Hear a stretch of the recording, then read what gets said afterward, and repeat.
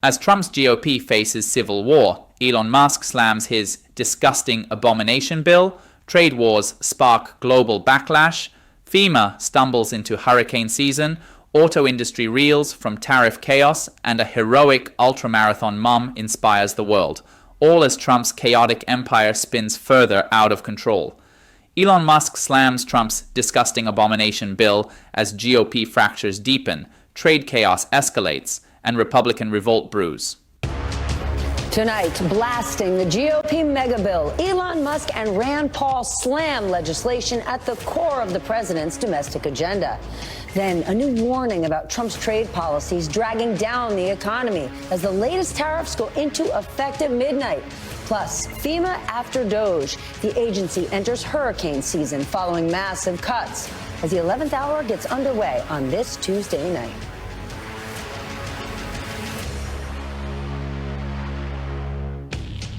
Here we go. Good evening once again. I am Stephanie Ruhle, and if you've checked your calendar, it is day 135 of the second Trump administration, and the Senate is now under intense pressure from the president to pass the mega bill with his top domestic priorities. Politico says Senate committees could start rolling out their parts of the bill as early as this week. But already, some of Trump's biggest supporters on the Hill, the Republicans, are his most vocal critics. Today, Kentucky Senator Rand Paul was not shy about his issues with the bill.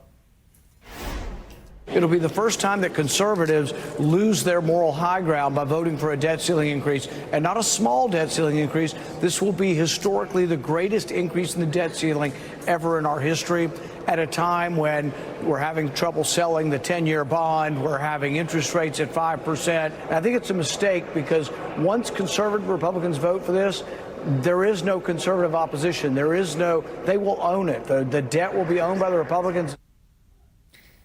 President Trump hit back on social media, writing the following, quote, Rand Paul has very little understanding of the bill, especially the tremendous growth that is coming. But Paul has said that at least 3 of his fellow senators agree with him. Trump's biggest donor and closest ally, are you ready for this one, launched his own attack on the legislation. You know who I'm about to tell you about. Elon Musk. Elon Musk, of all people, officially broke with the president and posted several aggressive criticisms, including the following. This massive, outrageous, pork-filled congressional spending bill is a disgusting abomination. Shame on those who voted for it. You know you did wrong. End quote. All right, we got a lot to cover, I told you, so let's get smarter with the help of our leadoff panel. They join us now. Jeff Mason, White House correspondent for Reuters. Leanne Caldwell, Chief Washington correspondent for Puck. And Sam Stein, managing editor for The Bulwark and an MSNBC political contributor. Mr. Mason, we turn to you first. Elon Musk has criticized the bill before. We saw him last week. He didn't like it. You know, he said it made Doge the whipping boy. But this is way more aggressive. And I want to share what Speaker Mike Johnson had to say about Elon Musk's position, because in the past, Mike Johnson is a super fan of Elon. My friend Elon is terribly wrong about the one big beautiful bill. We had a long conversation yesterday. For him to come out and ban the whole bill is to me just very disappointing, very surprising in light of the conversation I had with him yesterday. Are you worried those comments kind of balance support something for? No, I'm not worried about that. Mike Johnson says he's not worried. Is the White House concerned that Musk? No, I'm not worried about that. Mike Johnson says he's not worried. Is the White House concerned that Musk's very public position and criticism could either rattle Republicans or give Republicans the confidence to say this bill stinks? Well, that's absolutely the thing to worry about if you're the White House and if you're Mike Johnson. I understand that the speaker says he's not, but that seems a little hard to imagine, given that Elon Musk has had such influence and sway over the Republican Party for the last several months.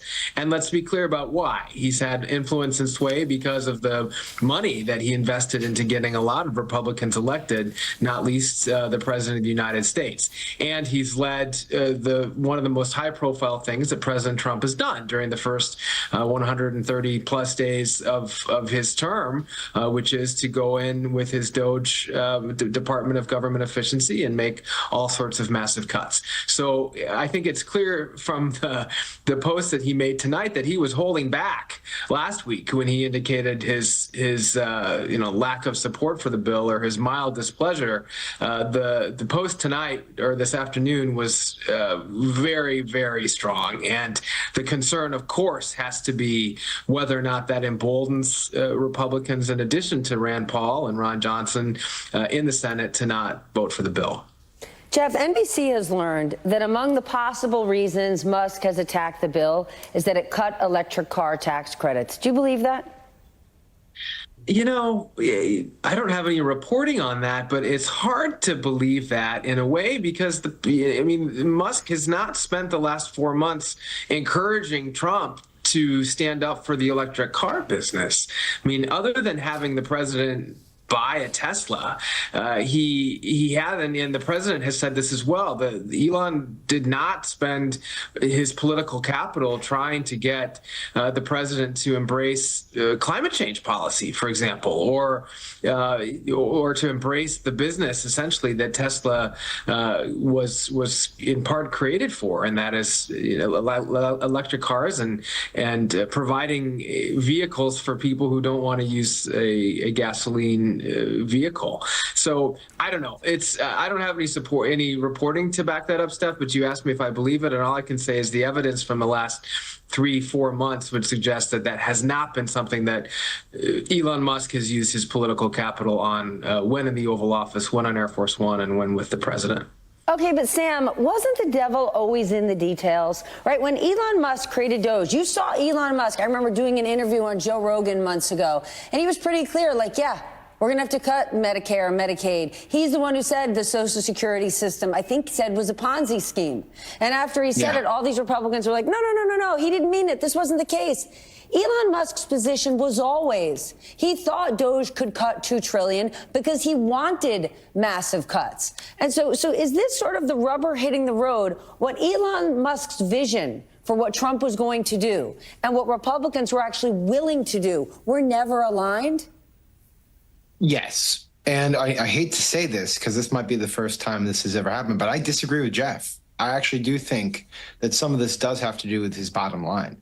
He was out there on Twitter saying and noting that the tax credits for electric vehicles are not renewed, and so that this was favorable to gas vehicles, for instance. So he's been public saying it, but also you get a sense just watching his utterances and reading some of this reporting that he recognizes he took a huge hit financially for joining the Trump administration. Much of this was is his own doing, right? I mean, he created this, he created Doge. He was public about it.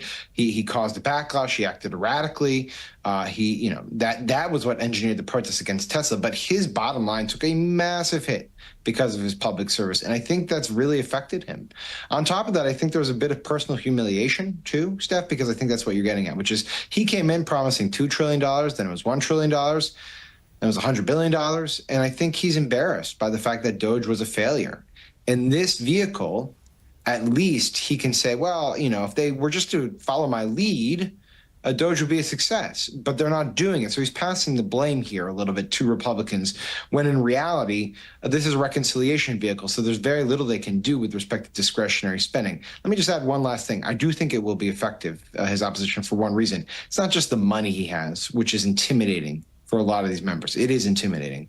It's the platform he controls. If you go on X tonight and you look at Stephen Miller defending the White House's proposal, just read the comments. I mean, I know it's just a microcosm and a snapshot and whatever. It's not real life. But read the comments below Stephen Miller's post. They are almost universally wondering what the hell the White House is doing from the conservative perspective. So I think there's a megaphone that he brings to the table that cannot be discounted here. And that's one of the reasons Republicans have been kissing his ring, living in fear of him. I keep thinking about the fact that wasn't Trump's ultimate goal for Truth Social, which again makes next to no money, to have X buy it. I can't imagine Elon Musk is looking to buy Truth Social tonight. And he also posted this, Leanne, in November next year, we fire all politicians who betrayed the American people. That tweet, to me, does not sound like he's headed back to Austin, Texas to bury his head in electric cars and rockets. It sounds like he's going to continue the battle, but he might not be on Team Trump. Are Republicans not worried about that? So it's an interesting dynamic. I think what Elon Musk did today, I think the reason it hurts Republicans is because what he did in his tweet is he helped Democrats make the argument, right? I think that is where he's having the most political capital right now. You had Hakeem Jeffries say, I agree with Elon Musk. You had Chuck Schumer saying the same thing. Elon Musk has already created a lot of campaign ads for Democrats, and he's going to continue to do so. But also, Elon Musk personally is quite toxic among voters. We see that in polling. We saw that in the Wisconsin Supreme Court race a couple months ago. And so, when I talk to Republicans, they think that Elon Musk's money is not as powerful as they once thought because of what they saw in Wisconsin, because of the split with Donald Trump. And what's really impactful is where Donald Trump's comes in. And if Trump comes in behind Elon Musk's money, then that's where it makes a huge difference. But if there's a dichotomy and a fissure between the two, it's going to be fascinating to see if Elon Musk continues to put a ton of money behind Republicans that he supports, and that if Donald Trump puts money in his endorsements behind Republicans that he supports, which might be different.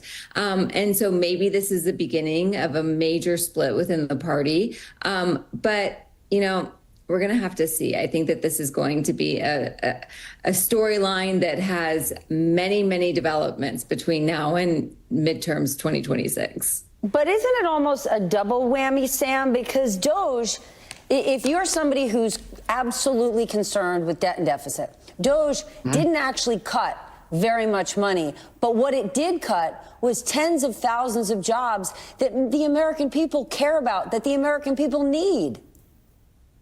Oh, yeah. I mean, Doge created chaos. The cuts that it had were to federal employees and to USAID. We're seeing a rescissions package sent to Hill that's targeting public broadcasting, for instance. These are not major items. Let's be real about it. Doge didn't really do anything when it comes to long-term deficits and debt. It was a failure. It was an objective failure. And I think that's probably feeding what Elon's doing right now. The other thing I think is obviously worth noting is that if people really did care about the deficit and debt with respect to this bill, Elon is not focused on the real driver here, which is that it's an extension of the Trump tax cuts. And that's what's driving the deficit and debt in this bill. I mean, they make cuts to Medicaid in the form of, $700 to $800 billion. It's the tax cuts that are costing. But no one on the right is talking about, well, maybe we shouldn't extend these taxes, or maybe we should raise the rates a little bit on the high-end earners, which is what Steve Bannon had actually suggested but was dismissed. That's not part of this conversation. So some of this is a bit of kabuki, I think. Leanne, Rand Paul is saying at least 3 other senators agree with him about the bill. What do you know? Yeah. So, there's Rand Paul, who's angry at the debt limit, that the fact that they're going to lift the debt limit by $4 trillion, which, by the way, is the most that has ever been lifted at any one time, something that Republicans would be apoplectic about if this was a Democratic president asking them to do just that. And then you have Senator Ron Johnson, who is annoyed with the debt limit, but even more annoyed with the fact that it does not cut enough to the deficit and to the debt. And then you have people like Mike Lee, and then you have people on an entire other spectrum of the Senate who are worried about cuts to Medicaid, like Susan Collins, Lisa Murkowski, Josh Hawley. And so Rand Paul might have three people supporting him. Well, there's also 3 people on the other side, too, who aren't necessarily as worried about the deficit, but are very worried about those Medicaid cuts. And so, like anything, it's going to be a very complicated puzzle for Senator John Thune to figure out. And it's going to be his first very big test, Steph. All right, here's another test or another task. Jeff, let's talk about trade, because the White House is now asking other countries to make their best trade deal offers by Wednesday, or else. you were at that press briefing earlier today. I mean, what leverage does this White House have demanding this of other countries right now, especially given, and I obviously didn't coin the term, but the president's taco behavior in the last 6 weeks about trade? He's lost. I mean, like, he's holding a pair of deuces at this point. Well, yeah, I mean, and I also want to take this opportunity to shout out my colleague Jarrett Renshaw, who broke the story of that letter, Reuters colleague in the White House team, and yeah, the White House confirmed that today.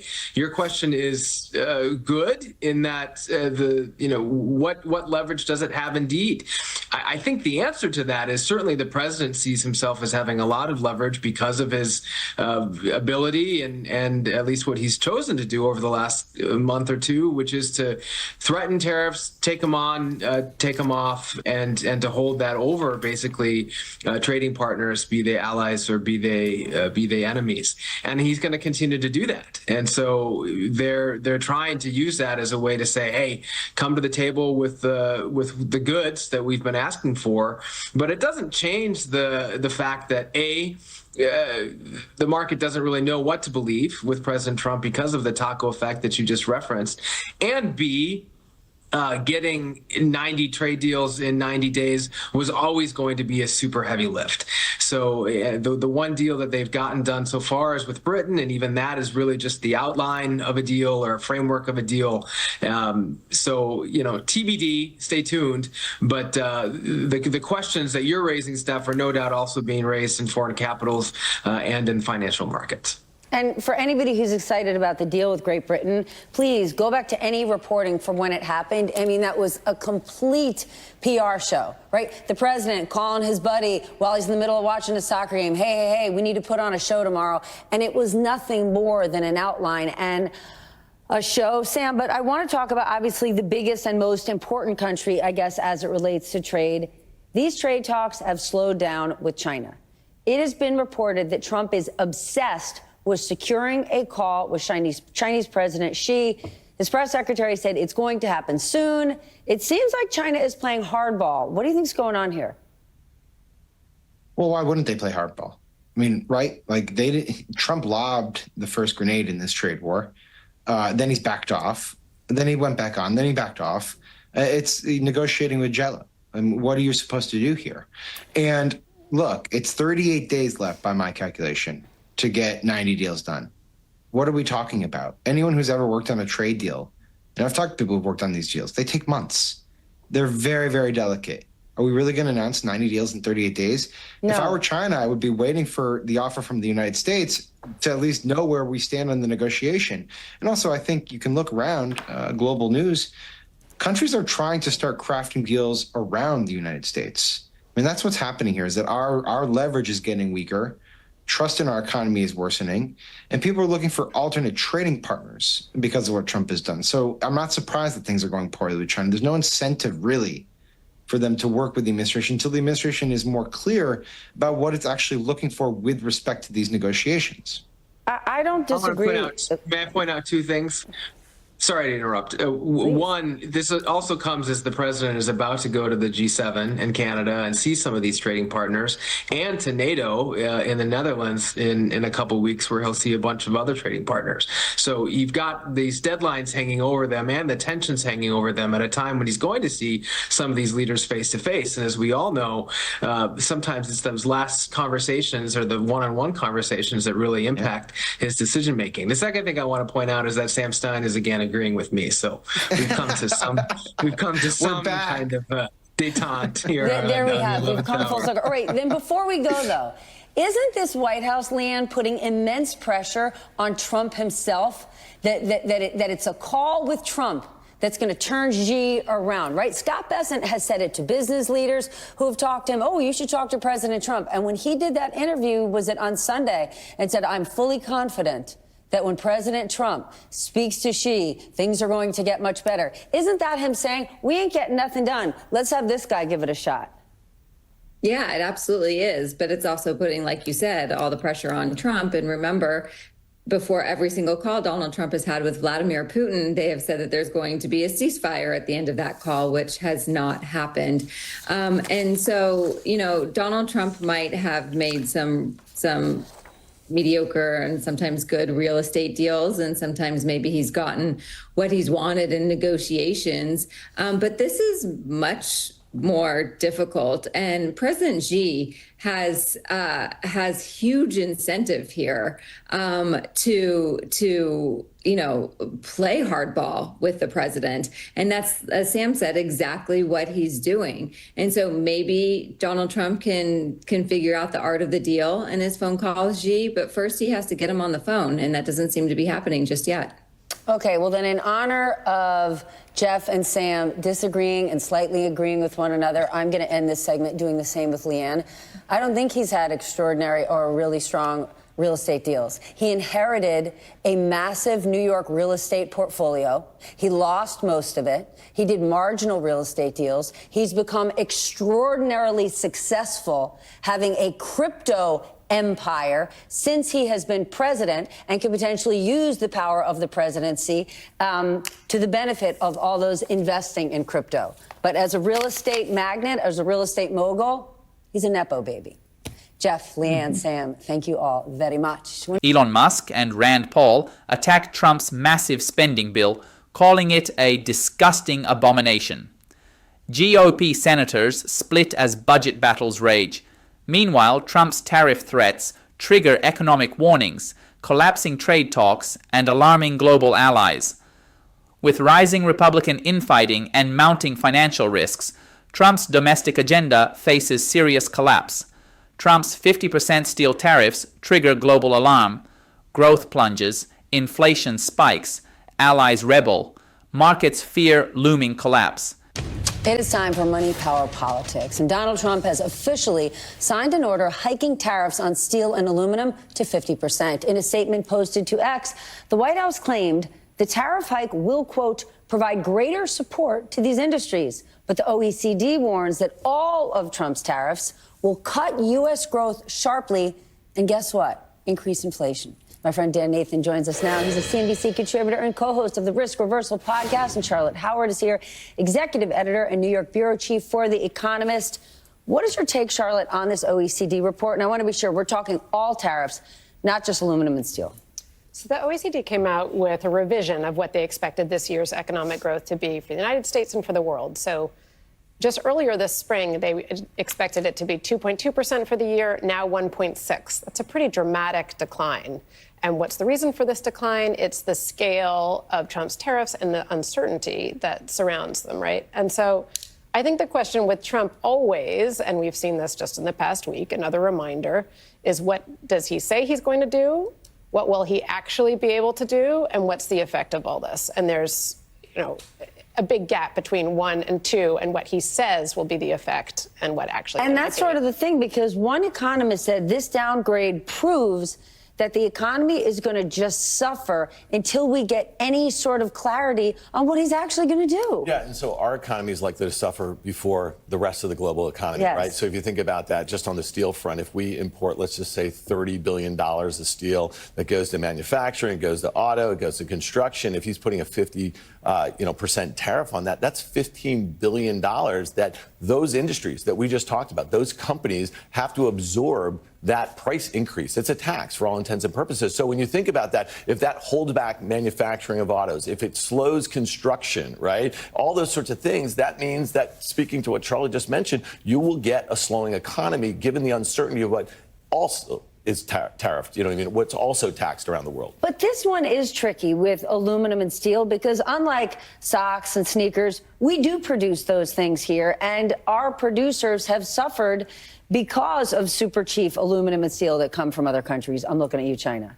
Yeah, but this is also a president, when he was building buildings, was importing most of the steel, from cheap places like China and the like. Right. So, at the end of the day, I think that, these things likely get rolled back. It's a negotiating tactic. If you think about where a lot of this steel comes from, it's Mexico, it's Canada. These are countries that have not come to the negotiating table. I think they don't know what the administration is looking for. But I think it's also interesting that they feel somewhat emboldened, right? And if you look at it through the lens of the stock market, and I know I'm going to get a little CNBC here. You know, we are 3% from the prior all-time highs. We're just about 5% from those April 2nd highs. We know what happened after April 2nd. Stock market crashed. Now it's come all the way back. If you were to look at the Canadian and the Mexican markets, they have well beyond where they were trading on April 2nd. So I think through the lens of the market, I think investors are suggesting that Canada and Mexico and the EU, for that matter, are going to be much better off than we will be if in a protracted bear market or a protracted trade war goes into effect. Can we talk about the negotiating table, though?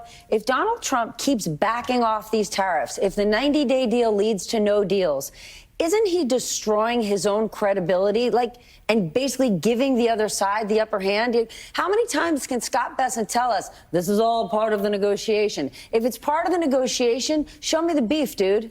Yeah, I think that there are two ways in which this whole game of threatening other countries and promising benefits to the American people are hollow. One is on threatening the other countries. I mean, he says he needs to bring all these countries to the table, that he's advancing these deals with various trading partners. You know, he doesn't have that much leverage, as you pointed out earlier in the show. Just last week, we had his authority called into question by federal courts, right? Whether he is overstepping the bounds of what a president can do with the reciprocal tariffs. And then, you know, on the question of what the effect will be for the American people, I think that the steel and aluminum tariffs are a really interesting example of both the campaign promises that he made, you know, specifically to Pennsylvania, which historically, of course, is the heart of American steel, and how hollow some of those promises are. Because, yes, you might save some steel jobs, but then you're costing other parts of the American manufacturing sector who make use of steel and aluminum. So there are these conflicts that just he can't resolve. And I think it's becoming apparent to both his trading partners and to voters. You see his approval rating declining, that these promises are hollow. Nobody in the banking universe knows Donald Trump better than Deutsche Bank, my alma mater, the one bank that was willing to do business with him. And I want to read this because they just raised their forecast on the taco theory, saying this: we will get further relents from Trump. At this point, is Wall Street just guessing? He's going to keep folding. The bond market cracking is going to panic him. The stock market crashing will. And these tariffs are never going to come to fruition? I think so. If you think about, so that analyst or that strategist just raised the price target in the S&P 500, so the major stock market index, well above where it was trading in February at an all-time high. And that's exactly it. They think the taco thing. When they think about Donald Trump, and we can go back to the first administration, he's a really bad negotiator, right? He always shoots the hostage, and he's done that right here. So he doesn't have a whole heck of a lot of leverage. And you think about it, if our biggest trading partners, which are our allies, have not come to the table, I heard what you said about the UK deal, it's a fugazi. There's nothing there. There's no there, right? And so if the big game is China to reorient global trade, well, he's not getting any closer to that. And the other thing is, and you spent a lot of time on this earlier in the show, I mean, the first administration, they went after tax cuts first. That gave the economy a tailwind. It gave the stock market a tailwind. Right now, they're mired in two really difficult situations here.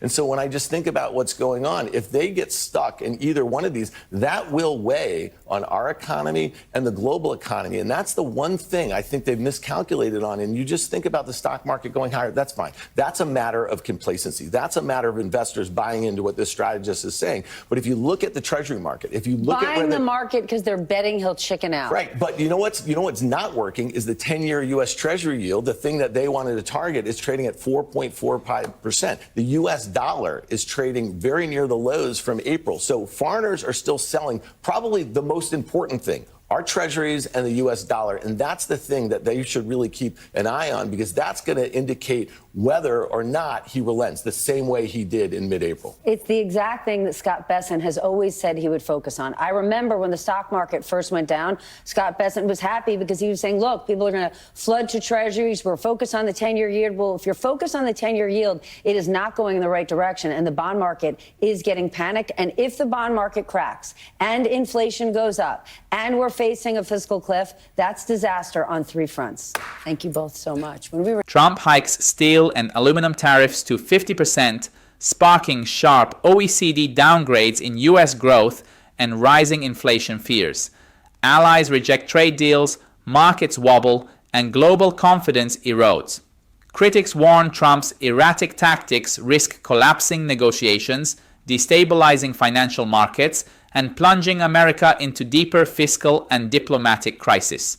FEMA chief jokes about hurricanes as Trump slashes disaster aid, leaving states scrambling amid staffing shortages and political chaos.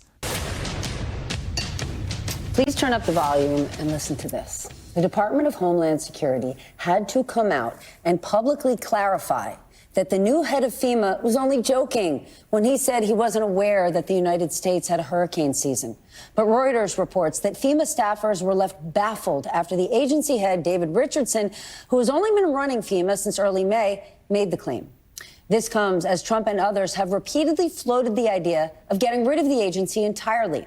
Joining me now, Thomas Frank, editor for Politico's E&E News Climate Finance team. Frank, this is a really important conversation. We need your help because you just co-wrote a piece about what is happening at FEMA right now. FEMA is not an agency most of us think about in our day-to-day lives, but when we need them, we need them. So what do we need to know? Well, we need to know that FEMA is, I think the Trump administration is backing off right now. A lot of the statements it made at the first weeks and months even of its administration about abolishing FEMA. And I think what FEMA is trying to do and the administration is trying to do is get FEMA and the rest of the administration to a place where it is ready for hurricane season. So what you've been seeing happening is the president a couple of weeks ago approved 10 requests by governors for FEMA aid. He did that in a period of 3 days.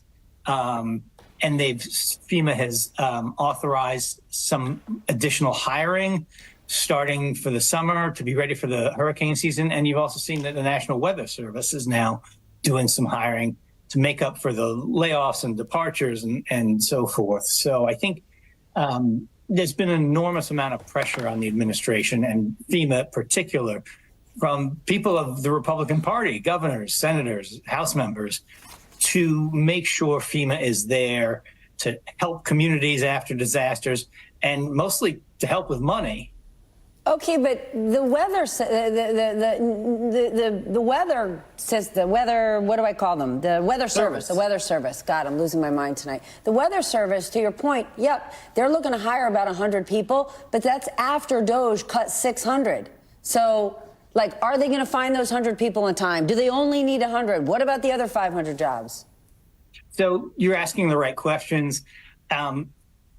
It's possible that they will be able to rehire some of the probationary staff who were fired in the early parts of the administration. And those are people who have the experience, could presumably hit the ground running.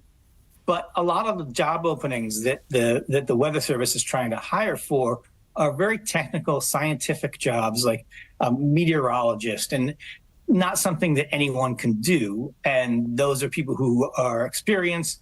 They're going to need to be trained in the Weather Service if they don't know how the whole system operates. So I think what you're probably going to see is some people who are laid off applying for their old jobs.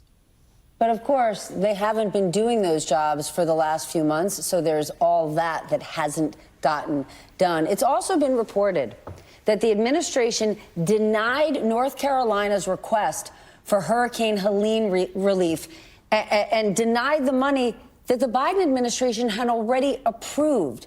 I want you to explain this to us, and I want to know if the people of North Carolina know this, because I'll tell you, I was in Asheville, North Carolina a month ago doing a hurricane relief project. And you know what some locals told me? Thank goodness Donald Trump is president, because Joe Biden, the money that was allotted to us, it's being held up in the cities because of DEI, something that was absolutely not true. And now they still haven't gotten the money, and it's Trump standing in the way. Do they know this? Well, the governor went on TV and made a big statement, so I think he's trying to get the word out. But this is a really tricky part of FEMA. It gets deep into the weeds.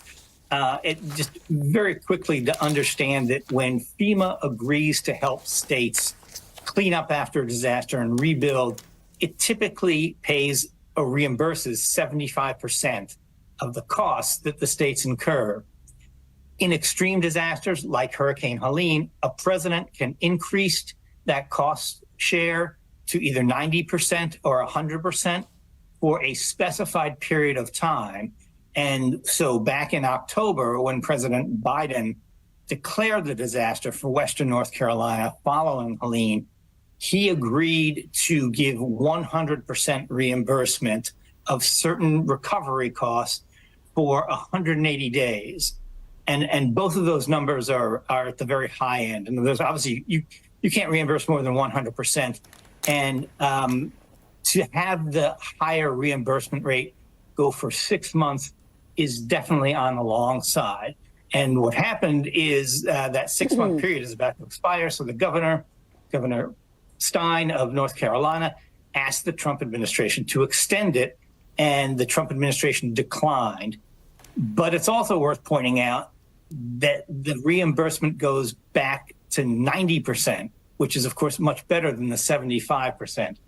So it's a very confusing thing that goes deep into the weeds, into FEMA. And you get a lot of headlines saying that Trump is denying aid. It's a little more nuanced than that. Well, it may be very nuanced, but I can tell you, I was in North Carolina last month. FEMA faces turmoil as its director jokes about hurricane season while Trump rejects extended disaster aid for North Carolina.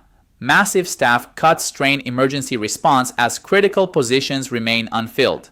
Political blame games and misinformation deepen public confusion, jeopardizing preparedness as hurricane season looms under mounting administrative dysfunction.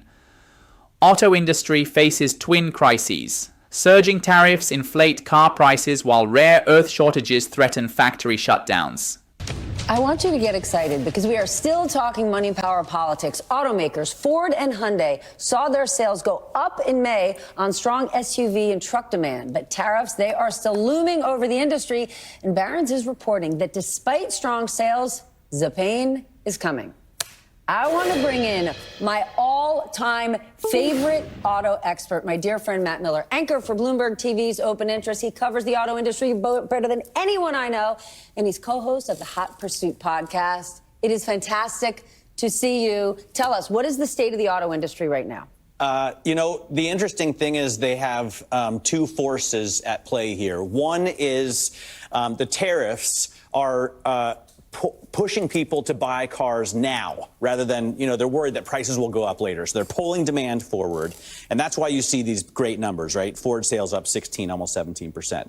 On the other hand, there are a lot of automakers that are in serious trouble, also because of these tariffs. Stellantis, Nissan, and they have to discount, right? They have cars sitting on lots for 90 days, for 100 days at Ram, 107 days of inventory. And so that is pulling prices down. And so Ford, for example, or GM, they raise prices because they can, right? A lot of demand, but then they have to lower to compete against these other automakers, and it's causing a little bit of a muddle. What are the steel tariffs going to do to the auto industry? I was looking it up before I came on the program. So steel represents about 2,800 pounds of each car. It's over $1,000, almost $2,000 of cost for each car. And it's getting back to record prices because of these tariffs. So almost $1,000 for a ton of hot rolled steel. So it's going to push those prices higher, obviously.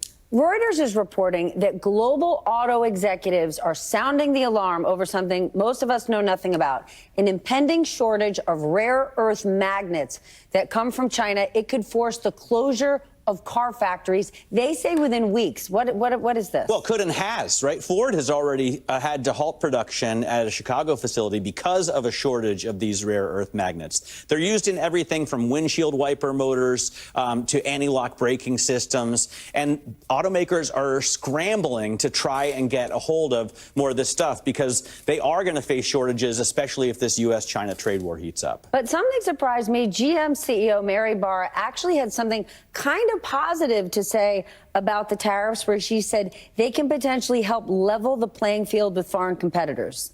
Yeah, well, look, you have to give it to Trump that some foreign competitors, China, for example, have really subsidized their car industry. China's poured $230 billion into their car industry since 2009. And I guess what Trump is trying to do is something similar on the tax side of things, right? He thinks that taxing U.S. consumers to buy cars is going to somehow slow down the Chinese growth, but it's not. And the problem is it's really pushing U.S. automakers' business back into the U.S. I was looking this morning, 2014, GM sold 10 million cars around the world. 2024, they sold 4 million cars around the world. And the reason is they have just had to pull out of all of these other markets as brands from China like BYD and Geely just grow around the world, getting into other regions, in Asia, in South America, in Europe. They've really retreated. We really have retreated back to a domestic market. So is there a chance that these tariffs could be good for the automakers?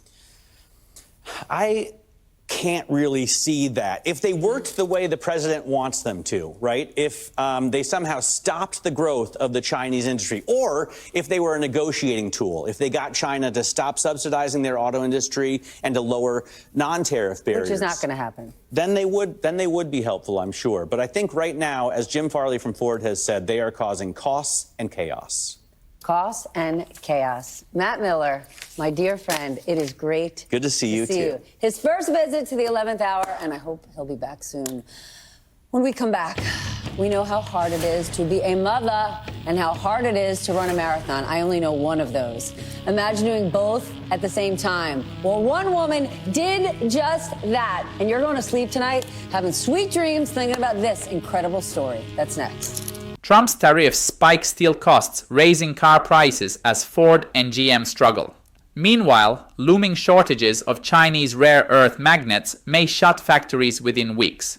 While some argue tariffs level competition, experts warn they bring cost and chaos, shrinking US global auto sales and destabilizing the entire industry. New mom Stephanie Case stuns the world, wins 100K ultramarathon while breastfeeding her baby mid-race. The last thing before we go tonight is absolutely extraordinary.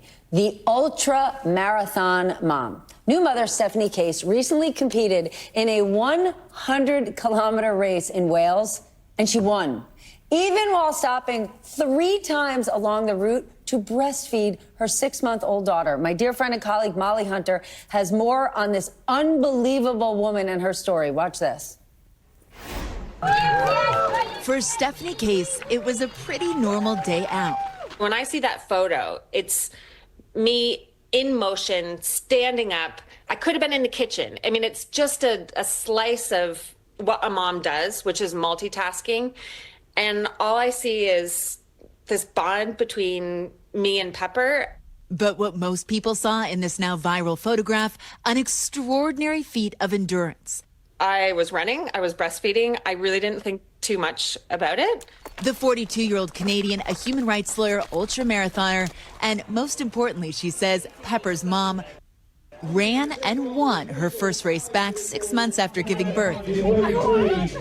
And she did it while stopping 3 times to breastfeed Pepper.